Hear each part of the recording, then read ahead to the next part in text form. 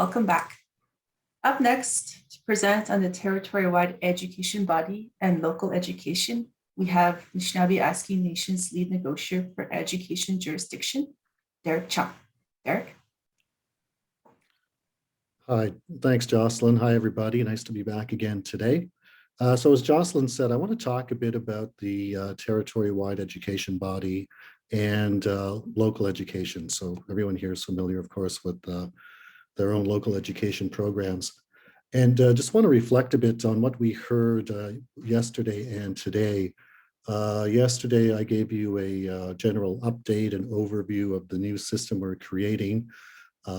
Showed you a slide, which I'll bring up again, that's showing sort of the direction we're headed here for this territory-wide education system and the creation of a new body that we refer to as the territory-wide education body. Then we heard from our friends in Ontario, from the Anishinaabe Nation, who've gone through this process and have created their own self-governing education system. We also heard from our friends in Nova Scotia, the MK group, who've done the same and for much longer. They talked a bit about how they're structured and how their oversight body is structured and governed, and this is something I want to talk a little bit about today. And we heard about how the governing or how the oversight body works with the schools, works with the communities. So again, something for this group to think about as I go through the presentation, and we can, think about comparing and contrasting what you heard yesterday. And then just before my presentation, we heard from Andrew and Mike Sherry on lawmaking, again, an essential component for participating First Nations to enter into this new territory-wide education system. So just keep those things in the back of your mind as we go ahead here. I just want to bring up again the slide I showed you from the other day and about what this system looks like. So again, on the left side, we have sort of what things currently look like, generally speaking. And then on the right, again, sort of a sketch as to where we're going. So we've got the territory-wide education system, which doesn't exist today. What exists is funding from the government. You have agreements between the feds and each community for funding to pay for education services and schools, et cetera. So the model on the right here introduces something new. That's the territory-wide education body. And I'll talk a bit about its function and how it works and what it's meant to do, and leave you with some thoughts about next steps. So why don't we move on to the presentation here on the territory-wide education body. And I'll walk you through that. Then I've got a shorter presentation on local education in your communities. So let's do this, I think. Anyway, I'm not a professional on this PowerPoint stuff, but let's do what we can here. So I'm going to talk about, oh, sorry, this is the wrong presentation. My apologies. I wanted to show you the other presentation first. The TWEB presentation, here we go.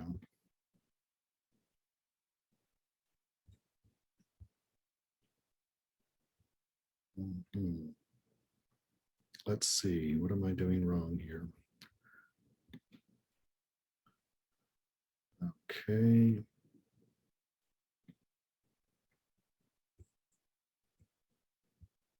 Okay.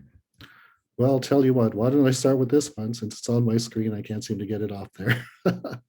So this is the presentation dealing with education right now in the PFNs and what it will look like under the territory-wide education system. So I'm going to talk about jurisdiction and authority. Andrew and Mike touched upon that. The exercise of that jurisdiction and authority, laws, again, we heard from Andrew on that. Second level services, standards, shared jurisdiction and authority, and the exercise of jurisdiction, sharing education data. We heard yesterday from our friends about how that's important for the functioning of the system. Development of education laws, again, we heard a bit about that, and similarly appeals and reviews.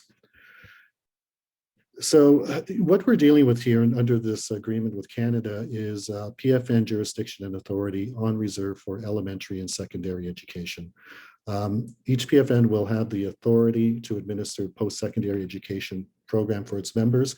So the jurisdiction is largely over, is going to be over elementary and secondary education. There will still be post-secondary education programs. And jurisdiction, as we heard, is the ability to pass a law, among other things. And authority refers to the ability to implement a law through administrative and other measures. Now, the jurisdiction here and authority in the agreement is going to be based on the recognition that the PFNs have the inherent right to self-government. We heard a bit about that this morning from Julian in his presentation. And this is the existing Aboriginal right within the Constitution Act.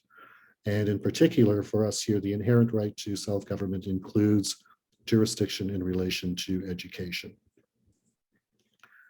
So, Eric, sorry, it's yes, Jocelyn. yes. Are you supposed to be going through your slides? Because Yeah, we're not, you're not seeing it? No, you have to probably, let's see, I'm sharing my screen. Has that changed? yeah, that's the right slide now. It's a different slide, so. Okay, perfect. So we didn't miss Right. too much here. Okay, thanks, Jocelyn.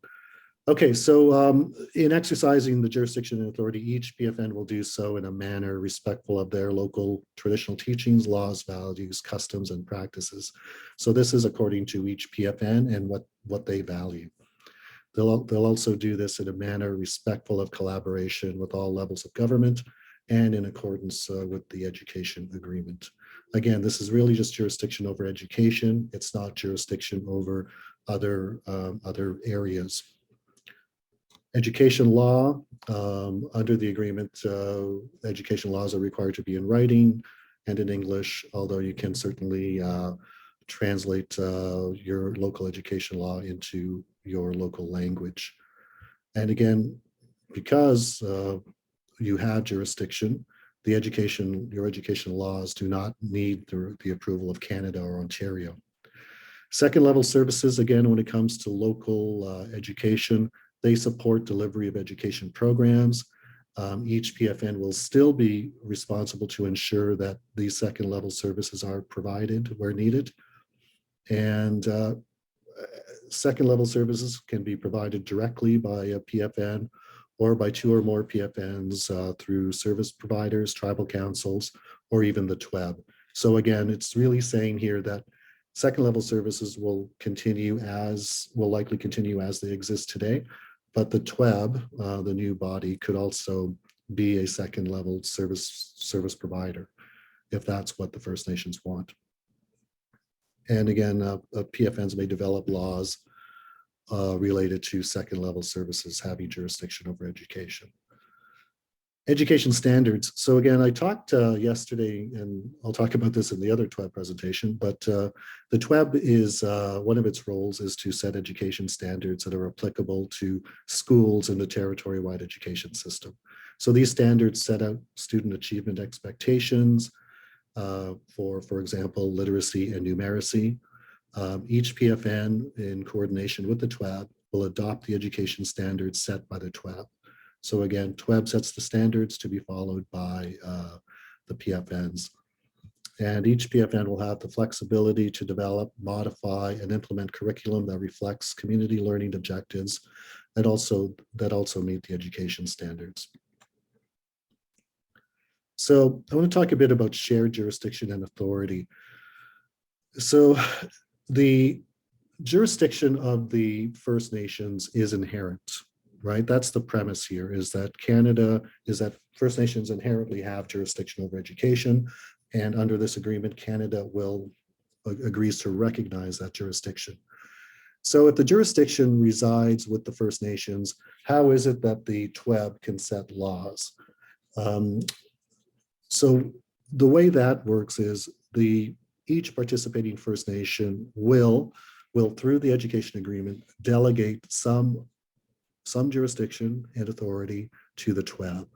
That jurisdiction that's delegated to the TWEB enables the TWEB to set those standards that will apply to the schools in the territory-wide education system.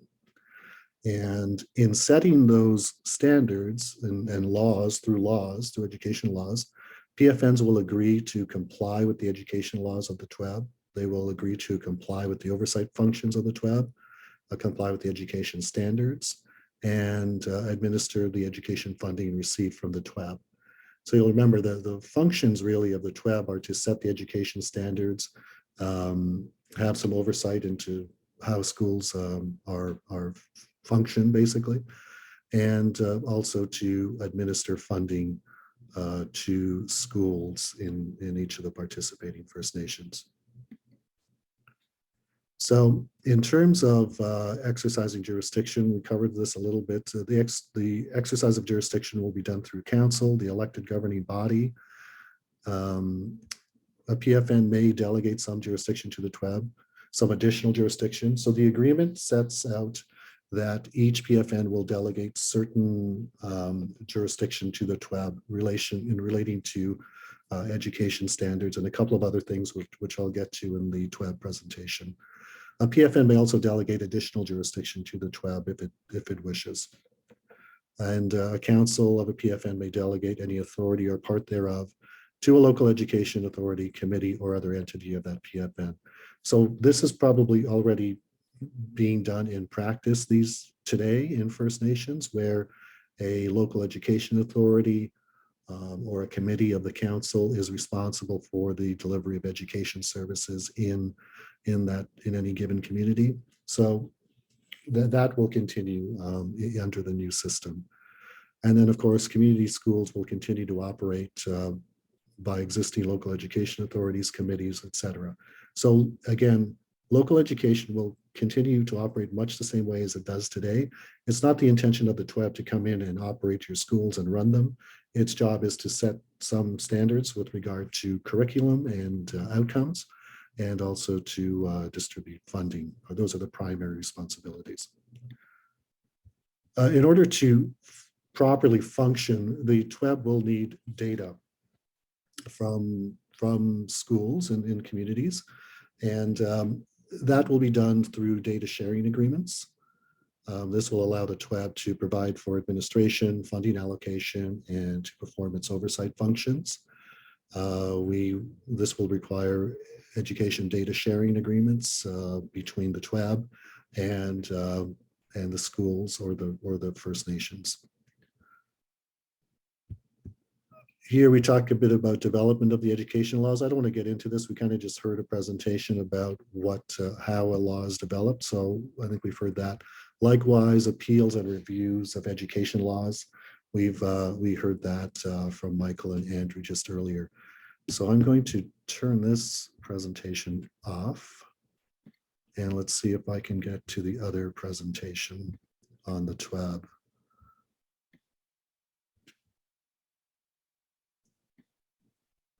Okay, so here we are. This is the one I wanted to start off with, but that's technology for you. Okay, so I want to talk a bit about the TWAB, what it is, how it relates to the communities, how it relates to your schools, etc. So we'll talk about purpose, role, its management, members, jurisdiction, delegation, etc. And again, I ask you to think about what we heard yesterday from our friends at the KEB, the Anishinaabe Nation, and what we heard from MK, our folks from Nova Scotia, and how their systems are set up and how they're governed. You can see a difference, between the KEB and the MK. KEB has 4 regions that have sent representatives from the region to sit on the board of the KEB, whereas MK, they have representation from each community. And again, in comparing the two, Nova Scotia is a much smaller province than Ontario, of course, so the footprint is much smaller. If you look at the footprint of the Anishinaabe Nation, it's quite large, running through central Ontario. And likewise, NAN has a large footprint, of course, and a mix of remote communities and road-connected communities. And of course, we all know the challenges that presents. So I ask you to think about, what should the governance of the territory-wide education body look like? I can tell you that right now, what we have in the AIP sets out that the TWAB will be governed by a committee selected by the PFNs. Fair enough, but that's not a whole lot of guidance. We need to certainly drill down a bit more and get some direction from the PFNs. So I'd ask you to give that some thought on what you think the governance, the board, what size, how should it be, how should communities be represented on that board? Is it one for one like MK, or is it more regional like KEB, or is there something else? And we need direction on that, and I'll come back to that. So again, the principal purposes of the TWEB here are to support the elementary and secondary education programs and services of each PFN. It's to set standards for the curriculum and operation of schools, and is to administer funding for the schools and the TWAB itself. So again, funding for the schools, funding for TWAB. And I'll speak a bit more about that. More specifically, the role of the TWAB: develop and monitor standards, receive funds and distribute funds, organize, manage, and utilize education information. This is the data sharing I talked about earlier. And of course, to hire its staff, consultants, advisor, and other personnel.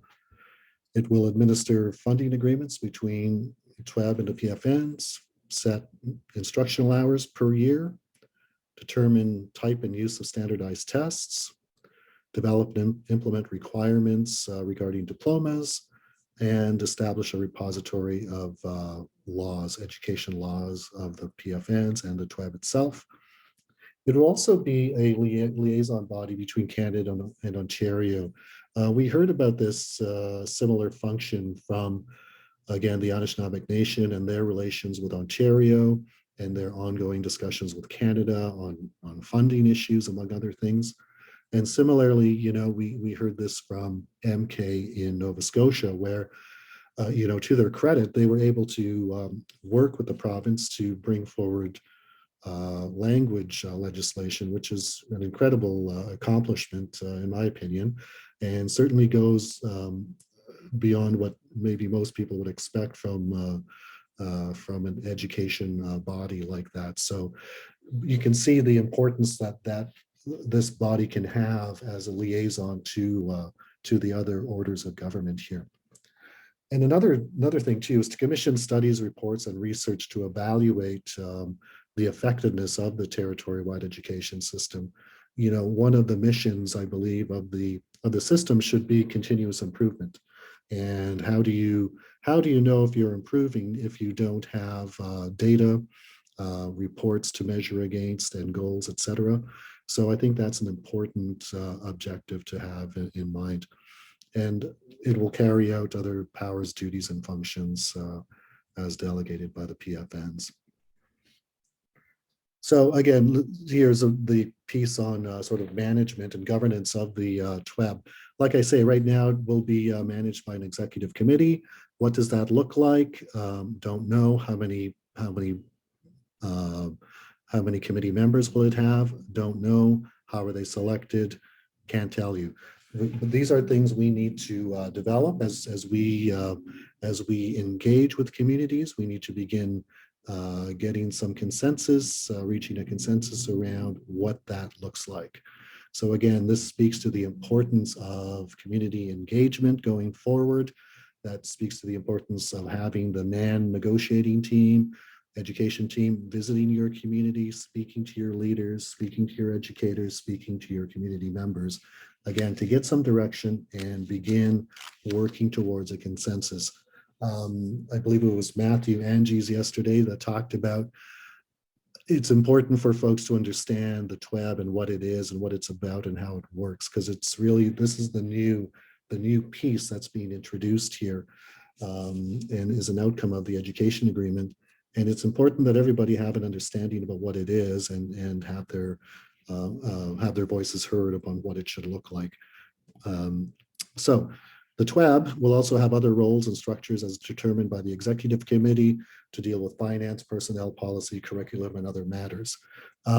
Just ask you to think back to what Tracy O'Donnell had to say about the KEB and how they started with what is now, they probably view as a very small core staff for the KEB.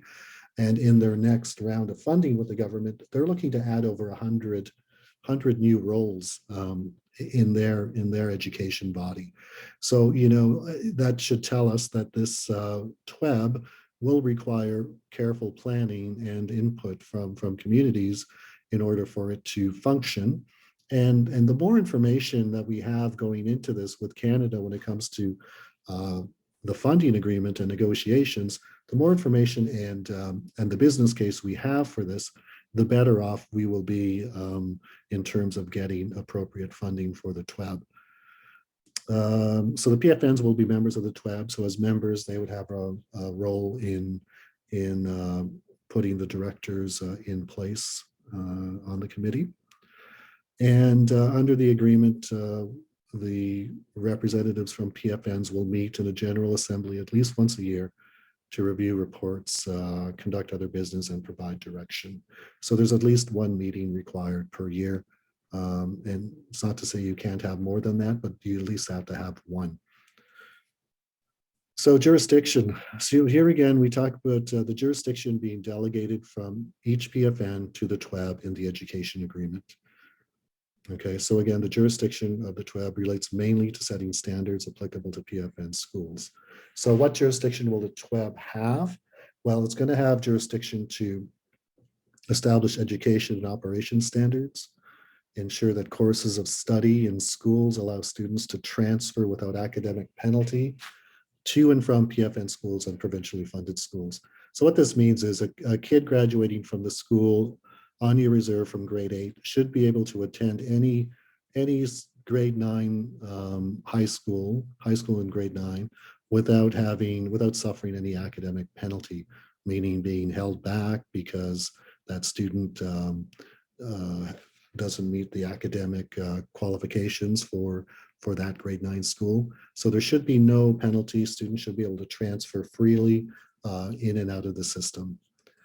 The PFN the TWEB will also have jurisdiction to issue core curriculum guidelines for literacy and numeracy, again, setting standards.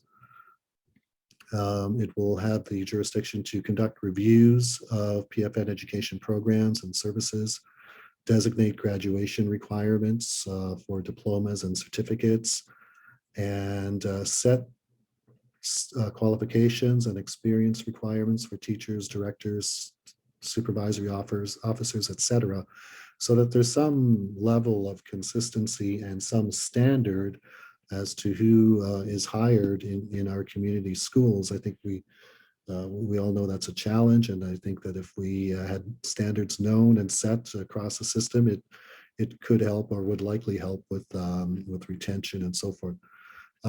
Another point here, it can develop or will develop and update annual salary scales for teachers and principals in schools. Establish guidelines for staff performance, establish tests to assess academic achievement, prescribe conditions for granting scholarships, bursaries, and establish education tribunals and procedures for matters under its jurisdiction. So that's what the TWEB will have jurisdiction to do, again, mostly doing with standards applicable to the curriculum and to school operations. Just going back to an earlier point I made about chief and council as elected officials hold a jurisdiction and authority on behalf of PFNs. The jurisdiction and authority can be delegated and with the best interests of the community members in mind. So First Nation government may decide to delegate authority or jurisdiction to a local education authority, to the territory-wide education body, or to another First Nation, giving that entity the jurisdiction or authority. Jurisdiction to pass laws, authority to implement laws. So again, point there is PFN can delegate to the TWEB or to another First Nation certain jurisdictions or authority. So like I said, the education agreement sets out certain delegations from the PFN to the TWEB. So it's very important for communities to understand what it is they're delegating. So I just covered off what those were. Again, standards and relating to curriculum and school operations. So this is where the TWEB will get its source of jurisdiction, is from the delegation from PFNs to the TWEB. And of course, in order for the TWEB to enforce education standards, it will need the authority to do so. And that authority will also be delegated by participating communities to the TWEB. So the delegation to the TWEB in the education agreement is meant to be permanent and will be confirmed by ratification in federal statute. So the delegation in the education agreement should be very carefully considered by the community before the education agreement is ratified. So again, this underscores the importance of community engagement so that your leaders, your fellow educators, your community members understand how this system will operate. Okay, so it's important that engagement be thorough and that questions be answered and that folks understand. And that, look, if there are things that communities feel strongly about and perhaps require changes from what the work done to date, we want to hear that. We want to hear that. In contrast, if the community delegates some of their jurisdiction or authority after the education agreement is in force, if they delegate through their own laws or by written delegation agreement, the delegation can be time limited and conditional. It is a matter of participating First Nations choice. So again, there's two types of delegations, right? At the end of the day, there is the delegations under the education agreement itself related to standards. Then there are more discretionary delegations, which a community can do or not do. It's up to the community to do that. And they would do that by written delegation agreement. And those delegation agreements are revocable and can be terminated. They're time limited and they're conditional, excuse me. So just want to be clear, the education agreement is still being negotiated, meaning it is not binding in any way at this time. Our role here at NAN is to present the education agreement for consideration and then bring any proposed changes back to the negotiation table. Again, speaks to the importance of engagement. The goal is to reach an agreement that reflects what our communities want for their future education system. A bit more about the TWEB and what we have so far in the agreement here. So the legal head office of TWEB will be on a reserve of a PFN. We don't have anything identified yet. Again, we will need direction on that. And the TWEB will maintain other offices as appropriate in order to transact business efficiently and to serve the best interests of the PFNs. So that means we can have not just one office, but other offices. Again, looking at the footprint of NAN, I think that makes sense. Looking at the remoteness of some communities and typical, NAN divisions that I'm sure we're all aware of, I think that makes sense to consider that there be more than one office for the TWEB. In terms of operations of the TWEB, it will develop a 5-year strategic plan and annual operational plans to set out to achieve the goals of the strategic plan and to ensure, of course, that there is funding sufficient to implement the goals. Sorry, just being mindful of the time here, I can see it's running out. So in exercising its powers, the TWEB will take into account the jurisdiction and authority of the PFNs, the jurisdiction and authority delegated to it, other powers in the education agreement, et cetera, et cetera. And I'll talk quickly here about the sort of interaction between TWEB and the PFNs. I just have 3 slides to go here. So the TWEB will coordinate with the PFNs on developing and implementing curriculum, including development of and selection of learning materials, development and maintenance of school, teacher, and student assessment tools, establishment of recommended standards to conduct reviews of classroom practices and effectiveness of programs within schools. So again, TWEB is meant to be a resource for schools and educators in our communities. in a way that I don't think exists today. Um, the communities and TWEB can collaborate on the development of policies for tuition agreements with provincial school boards. We heard that our friends in the Anishinaabe Nation and MK do the same, support the coordination and monitoring of second level services, provide services relating to HR management, information technology, financial admin, and other types of services. And funding, just want to touch on funding here. All funds provided under the education agreement and the physical transfer agreement will be flowed to PFNs through the TWEB. Allocations to be determined based on a formula set out in the physical transfer agreement. All funds allocated by TWEB will be spent strictly for education purposes. And in the case of a written delegation of jurisdiction from a PFN to the TWEB, an agreement may be reached for the TWEB to receive funds that would otherwise go to the PFN. So if you're delegating jurisdiction to the TWEB, there should be dollars attached to that to allow the TWEB to fulfill that delegation. And again, to be clear here, the funding for TWEB will be new funding on top of existing PFN education funding. This is the funding for TWEB is not meant to take from the funding for schools and programs in our communities. And I think I've hit the mark here, hit the deadline, Joss, and maybe even gone over. I don't know if there are any questions. You have a question? The question is there an opportunity to have or explore alternate governance and management models of TWEB if communities would prefer another option?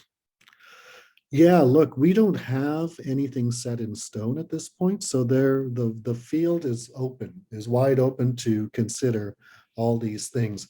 One of the purposes of inviting our friends yesterday from Nova Scotia and Anishinaabe Nation was just to hear examples about how other groups are doing things and how they're set up, and perhaps give some food for thought to the NAN communities here. So, the time is now to begin those conversations. There's nothing set in stone, so absolutely there is time. And I would my closing comment here is going to be the closing comment of all my earlier presentations is look, we are happy to come visit your communities, to talk about this, to make presentations to your leadership, to your fellow educators, to your community members. We need to get this discussion going. And, I realize COVID has messed up a lot of plans, but hopefully we're coming out of this current wave very soon. But I would ask that those folks participating today consider inviting us to talk about this further. Let's get a discussion going on what the TWAB can look like, about your local education laws, and all these other things that will go towards getting the system up and running. So There's I'll leave it at another that question. for now. Oh, sure. Yeah. Has there been any consideration of a quote grace period or quote opt-out opportunity for PFNs? Should a PFN find a new model undesirable after a period of time, like let's say after 2 to 5 years? So there's a couple of ways to look at it. One, if your community is not certain, that will be reflected in the vote. So you got a couple choices here. You can, if your community is uncertain about going ahead with this, then maybe they don't hold a vote. If your community does have a vote and the vote doesn't meet the threshold, then the answer is no. Maybe you don't join in that round, but you can watch and see what happens, see how things develop with the education system, and then at a later point in time, try again with another vote to join the system.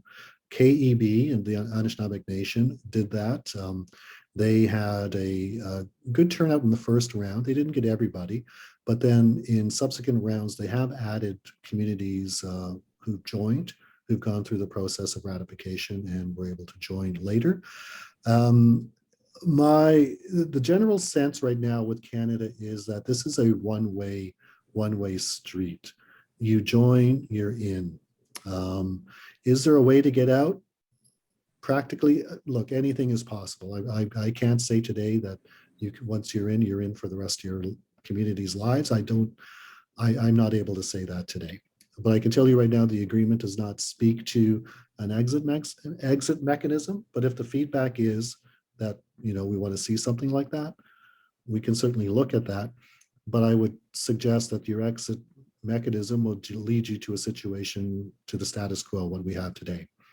And maybe, and if that's what you want, then, that's what you want. I don't know what to say. There's a couple more questions that came in, but I think for time's sake and to move into our group activity this afternoon,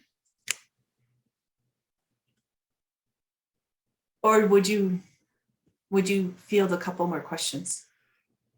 Happy to answer questions, Joss. Okay. You know, Okay, so the next question is, who will be taking the lead to let the First Nation community to do invites to discuss this initiative? well, that's a good question. I think, invitations could certainly go to Jocelyn and or Andrew, I would suggest. And we Or can we deputy's can make office it as work. well? Then it comes down to scheduling, right? And happy to do so. I believe NAN has funding to enable us to travel to your community for a visit, and we're happy to do so. Um, yeah, The I'm next not sure we're question is, fussy about who invites us. the next question is, how will funding be equitably distributed when it comes to different needs of different PFNs, such as when it comes to those PFNs who need major capital investments versus those that may not require such investments? Yeah, so listen, yesterday we heard from we heard about the challenges regarding capital, both with the Anishinaabe group and with the Mi'kmaq group. Capital is an ongoing struggle in all areas, be it education and beyond, right? Housing, health services, all these things. Capital is difficult. I think that this is where the reset in the relationship with the government is really, I'm hoping, will be helpful to leverage capital dollars where it's needed most in our NAN communities. In terms of the equitable distribution, I mean, this is where data is important, right? How many students are attending? What does the forecast look like for years ahead? Things like that. What's your programming? What new funding is available for the government? And we heard from Tracy and Helen Bobbywash yesterday about the challenges of ensuring that things are that allocations are fairly made. So it comes down to ensuring that formulas are equitable, that they consider. DGC talked about remoteness, like all these things have to be brought into the picture here for these difficult decisions to be made. Remember, this is a system that is going to be First Nation controlled. That means First Nation decision making, right? So that's the challenge. That's what you get when you control a system. You get to make these hard decisions. So you want to be sure that you have people who are representing you that understand what this means, are serious about it, and have a commitment for the best interests of your kids and their education. So these are all very serious matters. All very serious questions. No easy answers, but formulas and things that account for many of the differences between communities certainly need to be considered in making those allocations. There's two more questions and then we'll wrap this up. I think Sure. one of them can be answered fairly easily and another one might take a little bit more of a lengthier answer. But the first question is there a deadline to join as a PFN? We don't have that yet. We don't have a deadline as yet. We don't have a final agreement or a funding agreement in place as yet. The idea is to get to an education agreement with Canada that the NAN is comfortable with sharing with communities. And of course, this is going to take engagement. This is going to take us hearing feedback and bringing that feedback to the negotiation table to ensure it's reflected in the agreement. The idea, of course, is to get the best agreement we can with Canada. And when we are comfortable at the negotiation table and with the NAN leadership, we will bring that forward to the communities for their consideration. And if they're comfortable, then they take it forward to their community members for a ratification vote. So, timeline, listen, I can't tell you exactly, but you can see what the steps, what the required steps look like. I would love it if we could get something before, while we're in DGC's term here. I think that would be something that we should aspire to, and then we can go from there and work on ratification and implementation.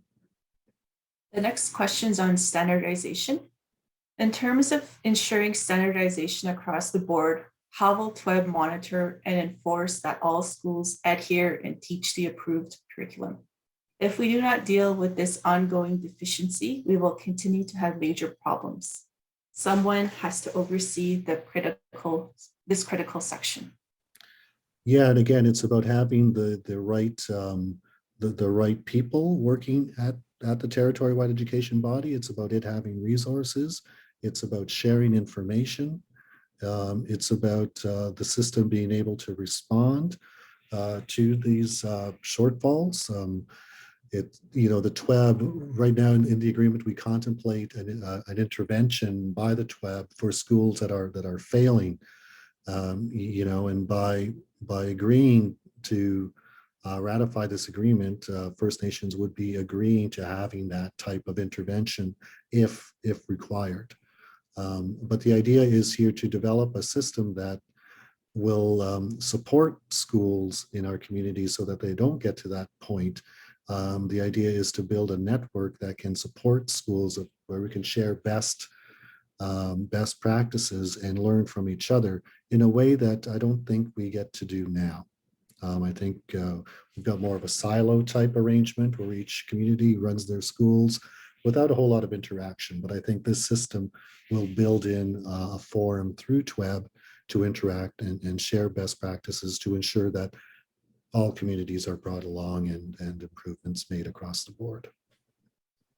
And I promise this is the very, very last question. Oh my God, question. that's what you said last time. I know I said too. And the last question is, what about PFN members that live off reserve? So the idea here is to support schools on reserve and for kids who live on reserve who have to attend schools off reserve. If you live off reserve, generally speaking, you get to attend the off reserve schools in whatever town or municipality you live in. One of the things that I think we can begin to look at, and I think about the Anishinaabe Nation and what they've done in their agreement with the province, is to begin working with school boards on supports and things like that for these types of students who don't live on the reserve normally, right? But who reside in towns and municipalities and attend the town school or whatever. So that's one way, but I don't think that's our immediate objective. Our immediate objective is really about supporting students who ordinarily reside on reserve, and that's specifically reflected in the agreement. So that's our mandate today. Not to say we can't broaden the mandate later, but this is the mandate in front of us today. All right, thank you, Derek. I'm going to wrap up this session. I want to thank all the participants for sending in questions. Our team has been waiting to do presentations and have this type of discussion. So thank you very much. The play to win code word for this session is nations. Please write that down and enter that on the break. We are going to break till 2:30, and we will see you at 2:30 with the lawmaking activity. Miigwech.